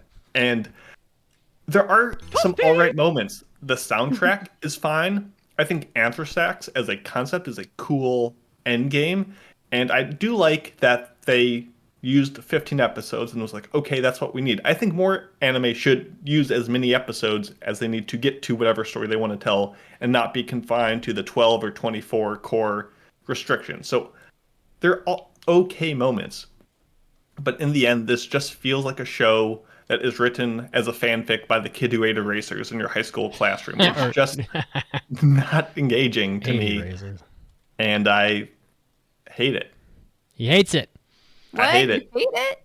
I hate it. For me, I would also not recommend Bastard Season 2. Not really. I mean, I might recommend it to big fans of the first season, but beyond that, no. I mean, it just wasn't as good, in my opinion. And speaking of which, I need to look up what I gave the last season of So, Bastard. season 1, Caroline gave it a 2. Mitsugi gave it a 3.5. I gave it a 0.5 out of 5. I don't even think we do 0.5. I don't. No, I've done a think You 0.5. invented that for this. I think that was Why my would it not second be there? 0.5. So If no, you have yeah. ones and 1.5s, why not a 0.5? well, because until you two started on the podcast, no one ever gave it was 0.5. I gave 0.5 to The Price of Smiles. That As I was the said, first. until you two started on the podcast, no one gave a 0.5. So to me, the humor, and except for the very beginning, first 4 episodes, I'd say the action was better in season 1. The humor was better. The action was better. The for your mileage will vary. The over sexualized like misogyny and just nudity and sexuality of it was better. There is more story in this season, I thought. I think they explain more about the past and how things got the way they are. There is like the backstory of the world and all that with Anthrax. It didn't have the same absurd ramp up that the first season had. So to me, I liked the first season of Bastard because it got so fucking absurd and just they kept one-upping itself. Like, oh, this is crazy. Oh, wait, that doesn't even seem crazy now because this new thing is like utterly fucking crazy. And then you got Dark Schneider crying about his blown off penis and all this. And there was really a lack of crying about my blown off penis in season 2 of Bastard. You had told me about his penis being blown off, and I had not gotten to that point because I didn't finish the season. Yeah. And when I went back and I finished it, I was sorely disappointed. Like, I was expecting, like, him being, like, fully intact, but just the penis blown off. But no, it was just, like, his entire lower section of his body was blown off, not just the penis. You were disappointed by that? I was disappointed. I'm like, he's crying about how his... way funnier. The one thing that he loves more than anything else on his body is his penis, and it's gone. He has everything else but his penis. The comedy that it's more important than his legs and everything else. Yeah, I mean, it's like that's the point he's the most concerned about. And, You and the really, description of really how it hyped curls it up for to me his and belly didn't button. happen. I mean, it's just... yeah. Anyway, that was gross. so it definitely dials the sexual stuff down. Like, there were a few scenes early, but like after that, like there was nothing. I feel like the last scene where Dark Schneider's being Dark Schneider was in that hot spring with Yoko, where he like well, they all must have sex, and then but after that, like I feel like the sexual stuff really was dialed down. I don't know. I think Sheila took the prize for that one this season, despite being unconscious for most of it. I was really surprised to see the door open for another season, to be honest. But I was also sort of happy about that because I thought the end of the season was very anticlimactic. Like I didn't get much. Oh, Anthrasax, who talks the biggest game ever. I mean, that fucking she monster, whatever the fuck it is, says some intense shit. I mean, I noted that I'm sitting there in bed and she's like, I will inflict pain on you. I will inflict so much pain that your pain and your screams will go down in as legend among the souls in hell. And there's all these like descriptive like words of what she's going to do to this party member, to this group of people is just so intense. And then she summons this monster off of one cell of her body. And the fight is so lame. And I'm like, this is just a lame fucking fight. And so I'm glad that wasn't like the final fight with the Anthrasax because like, come on, people. Like that could not have been how that ended after all that build up. But I still do appreciate this anime for absolutely not taking itself seriously whatsoever, even a little bit. It sticks to its guns. I give it a little bit of respect for that. It's not deep. It's not intelligent. It's not particularly... It is a little bit unique. I don't know. It's got some things about it that are different than other anime, but I just think season 1 was a tad bit better. So unless you're a fan of the first season, I can't recommend it because like you're not even going to know what the fuck's going on. Also, too many characters. Too many. I agree.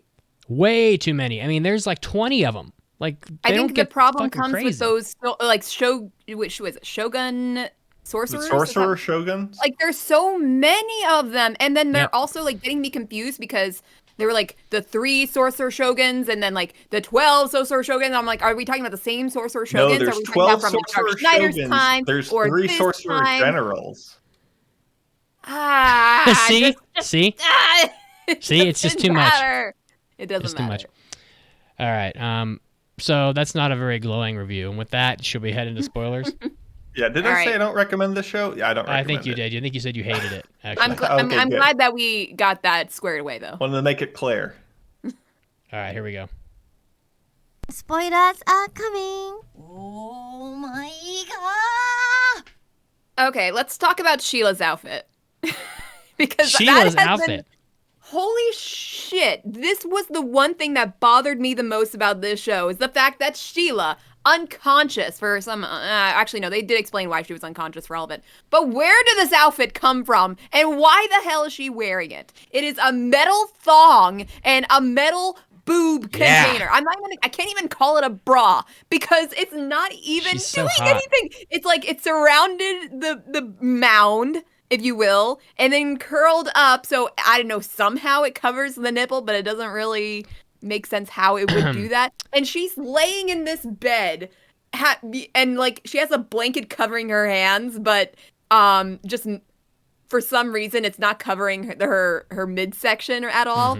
And I'm like, she's being attended to by this maid of some sort, and I'm like, did this maid put her in this sexually gratuitous outfit? Did they have it on hand in this flying magic elf city? Is this what they wore in the flying magic elf city? Why is she? And then she. And then that's her not brother. even the worst outfit. I know. Okay, and then like spoiler alert, like the dragon is her brother, and her brother is like beside her. What? Like as she's wearing this, and nobody's commenting on it.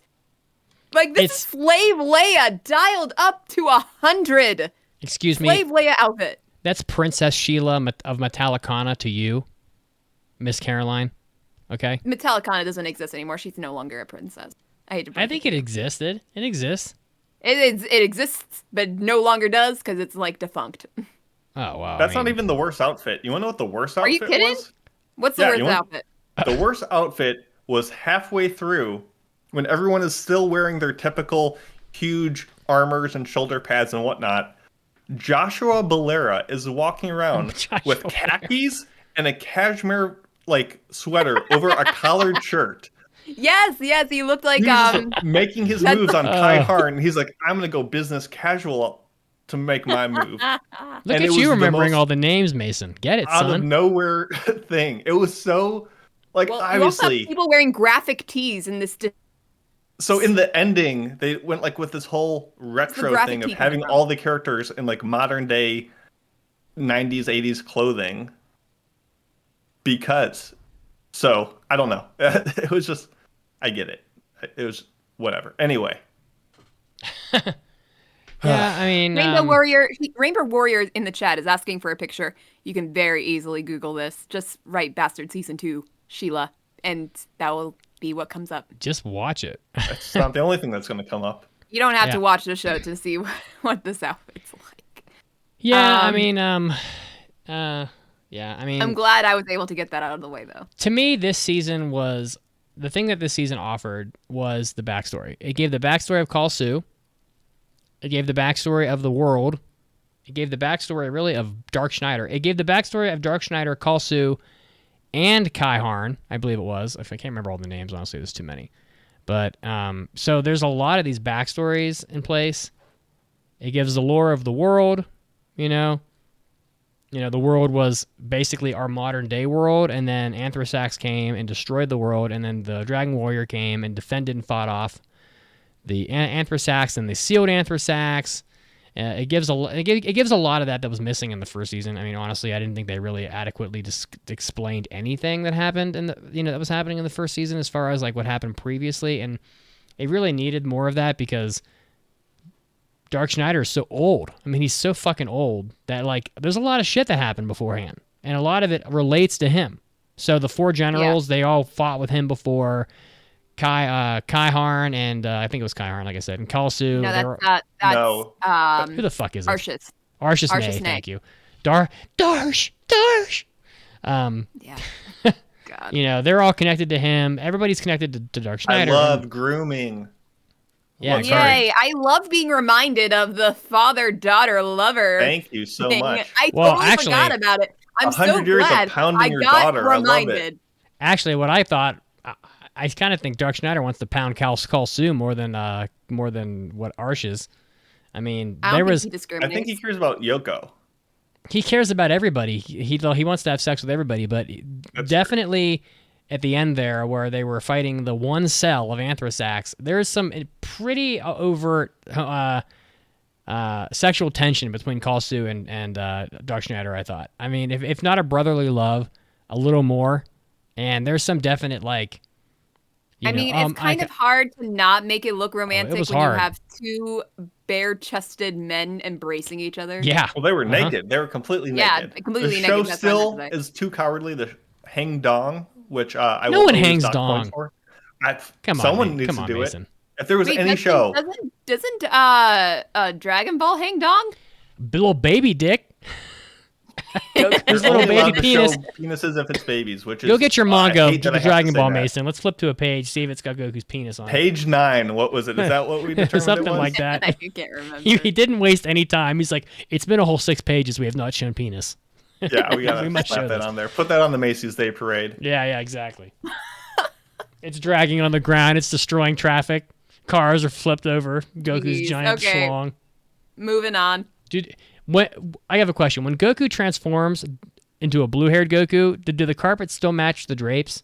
Does the hair on the does the carpet hair also transform, or is it just the drapes? I think Well, yes. doesn't his eyebrows change as well? His eyebrow color? If his yeah, eyebrows probably. change too, then I can think most definitely that the carpet has changed. There you have it. There you have it. I guess I want to step through the second I knew I was in for trouble with the show. Oh, And it was man. episode 1. And really, I just kind of want to It's episode 1. I kind of want to give you a run through, listener, of what I went through. So, right. it starts off, you have these warriors using strength and magic spells to dispatch orcs with the clunkiest animation you've ever seen. And so then we see the orcs conversing to each other without moving their mouths at all. And you'll see that a lot this show. They will just not show characters' mouths so they don't have to show the flaps.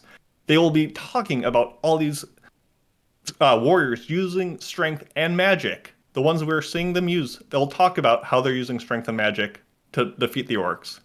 And after explaining everyone's positions in the duel, the first lady of the season shows up, named Kai Harn.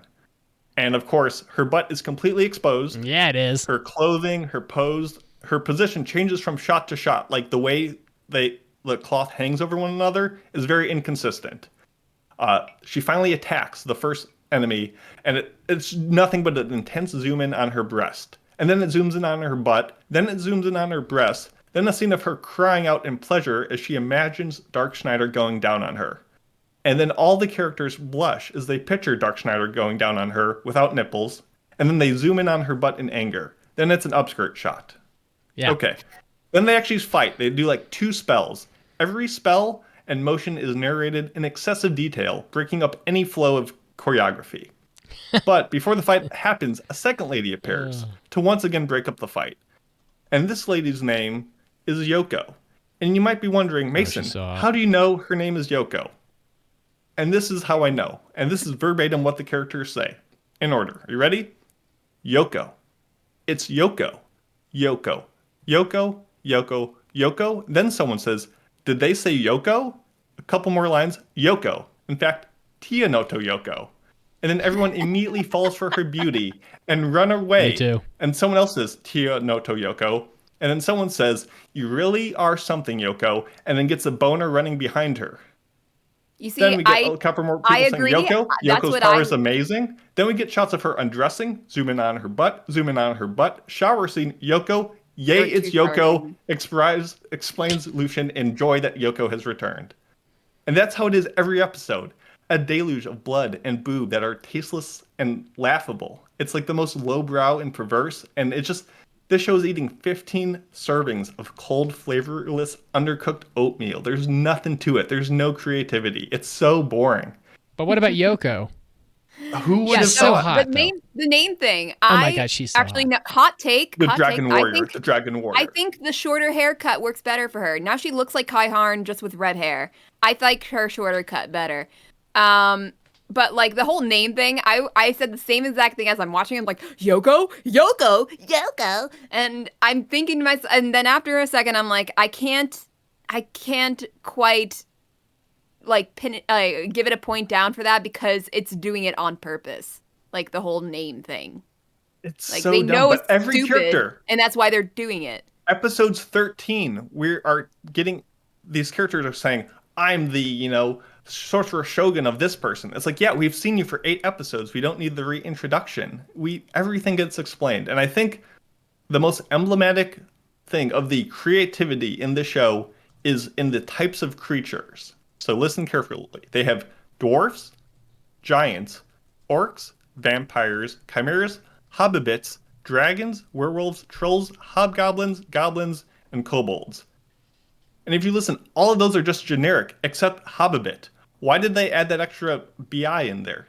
They changed one small thing, and they're like, okay, we got a completely different show. We have one interesting Dark Schneider, but everything else is the most plain taste. Like, they did nothing in the show, and it irritates me. And I get that there's a comedy to it. I loved in episode 3 or 4, whenever Dark Schneider gets back, and Yoko's like, oh, can you revive everyone pretty, please? He's like, oh, no, that would undercut all the tension of these characters that have just died in season 2. Like, that is funny, but it's also true. It did undercut the tension. And then we have people like Abigail coming back.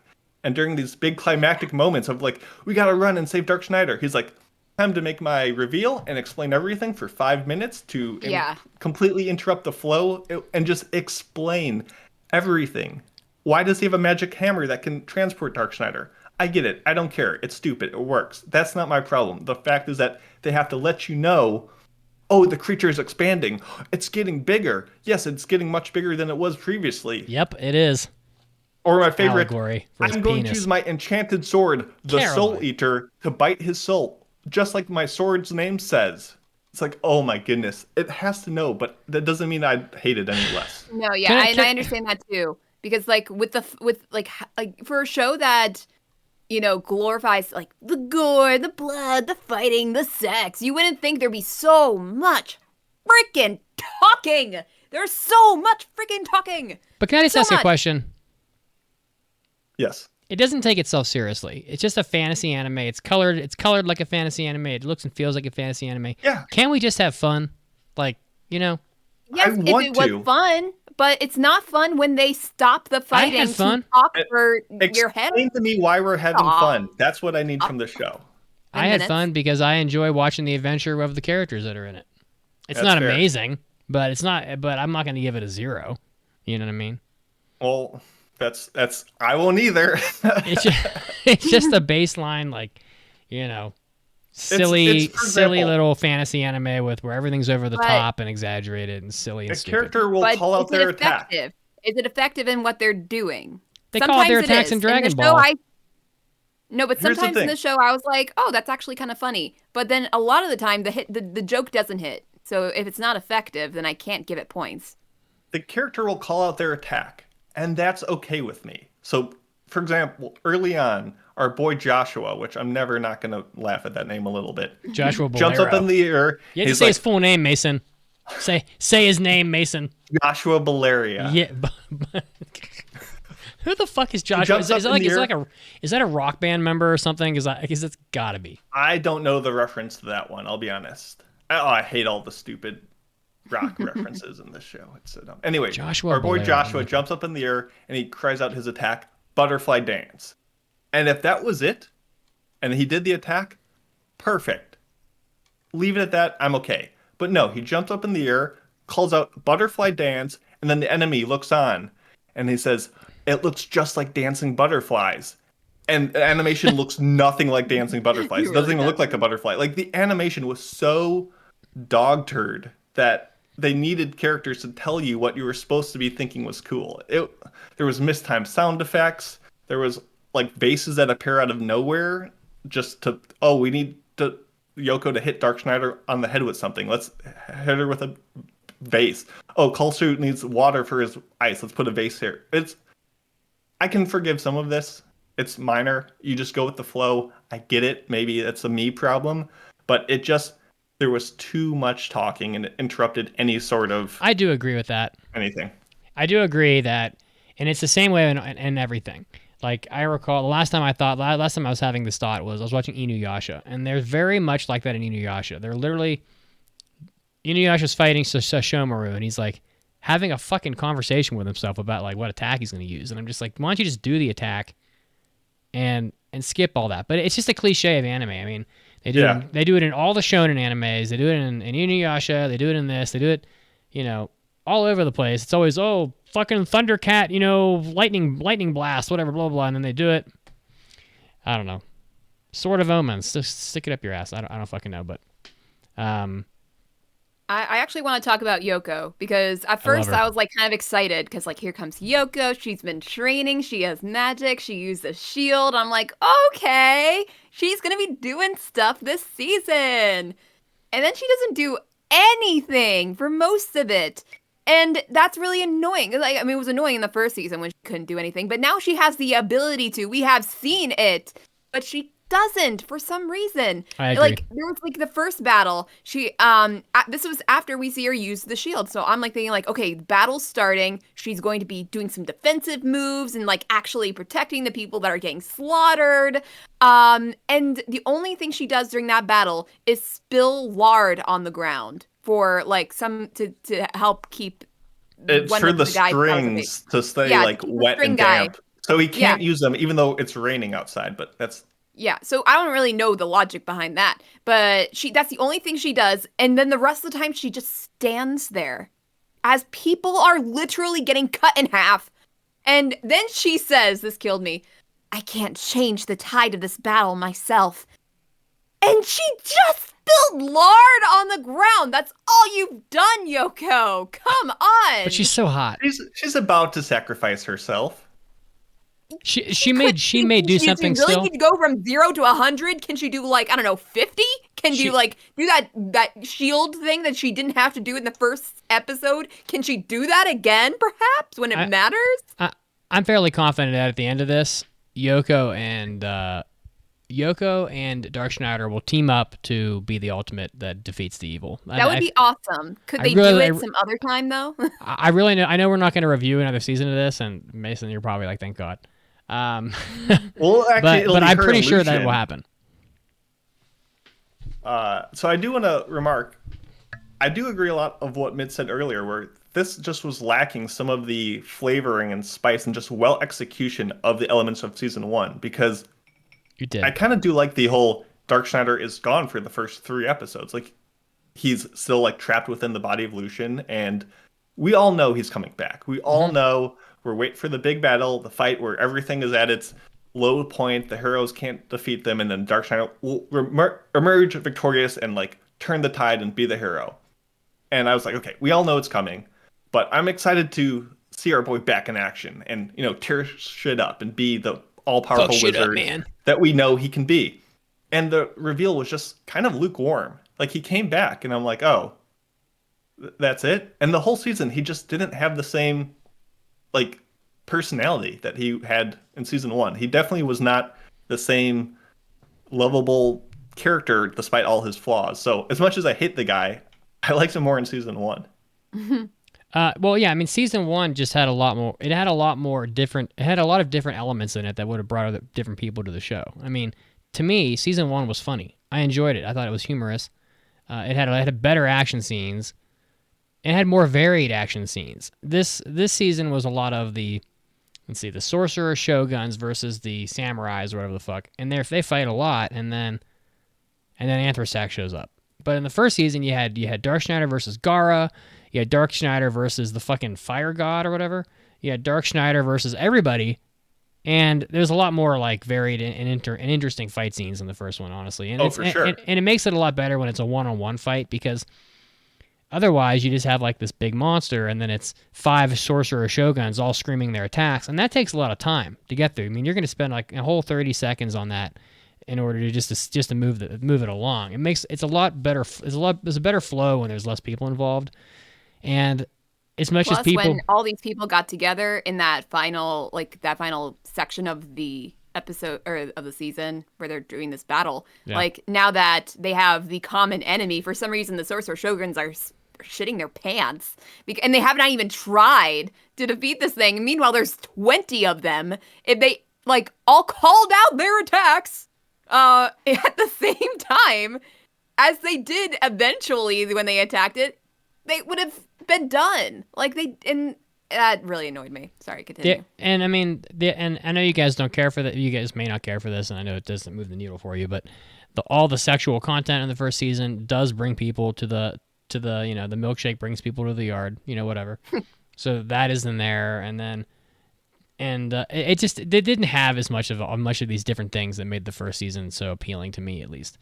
So reading more about the manga, this feels very transitional between the Dark Rebel of season 1 and what I think most people consider to be better content in the Crime and Punishment arc that is to follow.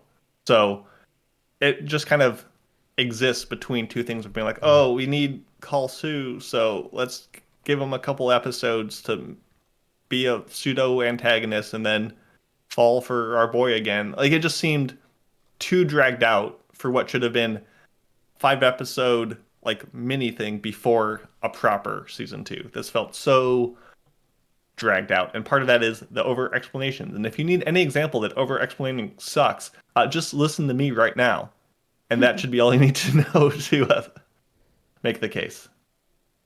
Yeah. I don't have much else to say about it. I mean, I like Dark Schneider as a character. Dark Schneider is a really memorable character. He's really the only thing. Him and Yoko are really the only things that I'll remember from this anime, and maybe Anthrasax. I wish that. Yeah, I thought Anthrasax was a little cool. I mean, it kind of reminded me of like a cool. Lovecraftian villain.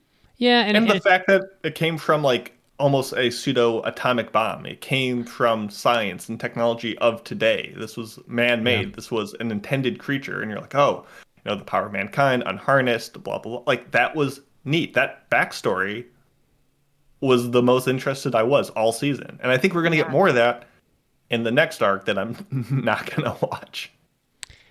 Yeah. I like the Laputa reference. That was one joke that I liked. Oh, I laughed I forgot all about that. It was Laputa, the Gundam reference.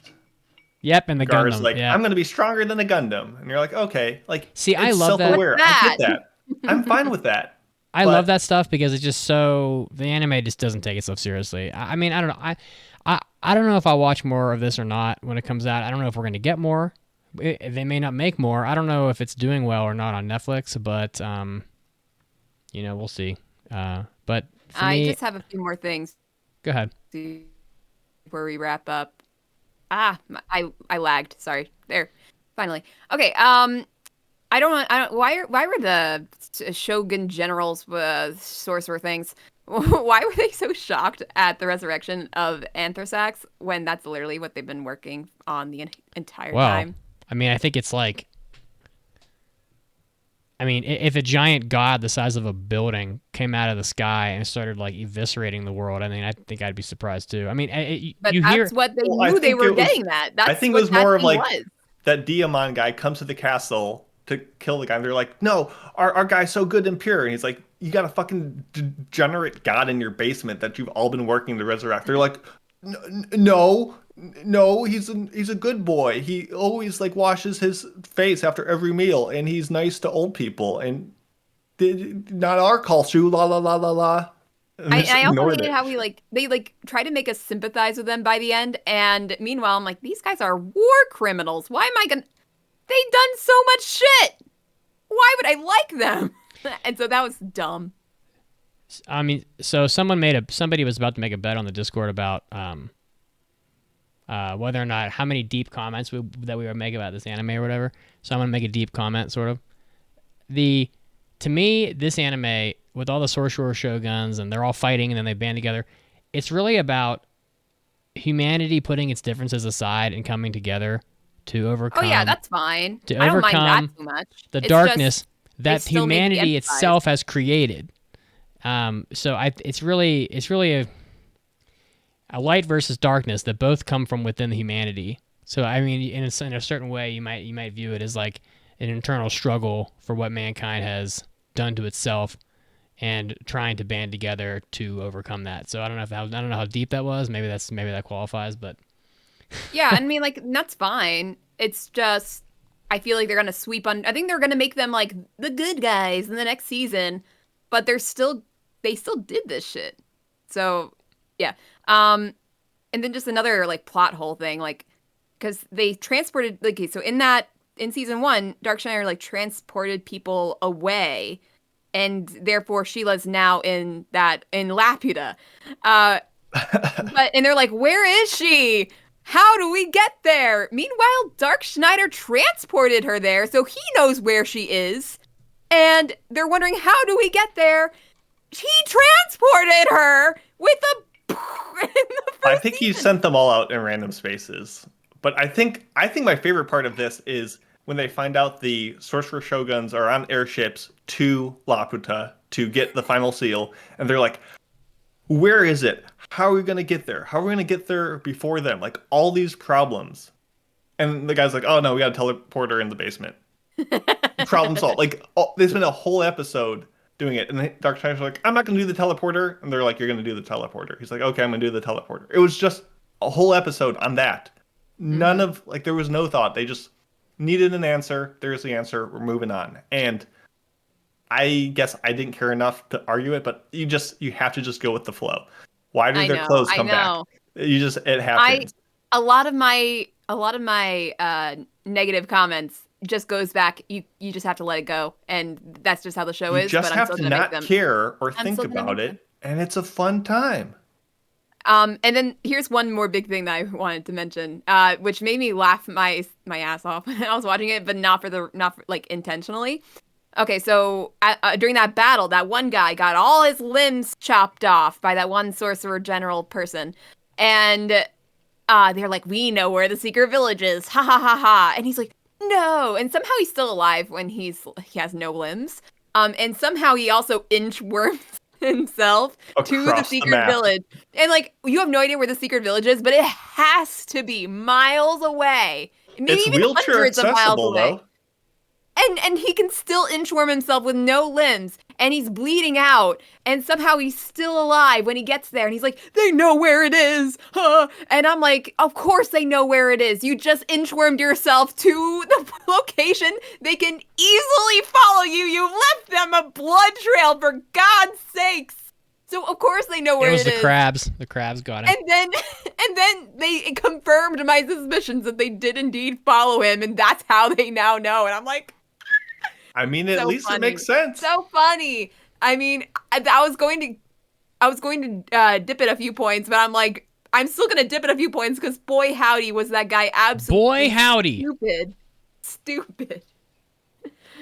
Okay. Mitsugi, if I made a bet today that we would hear about Boy Howdy after talking about the most visceral, violent shows and Bastard, I would not have taken that. Sorry. I just want Caroline to know. Boy Howdy count of 0. In the course of this review, MF Ghost's score has risen by 2 basis points. How do you feel about that? I don't really care. It's now 16 basis points ahead of Overtake. I will care when it's December. I'm not going to care 2 months. You better. You know damn right. You bastard. Nothing really matters until December anyway. I'll see you. Are you ready to score this thing? I'm fucking ready. All right. Somebody else go first. It was still fun. I wish it had done more after Dark Schneider came back. You know, I would have been happier with more grab ass and more comments about how I'm the greatest, even though there were quite a lot of those.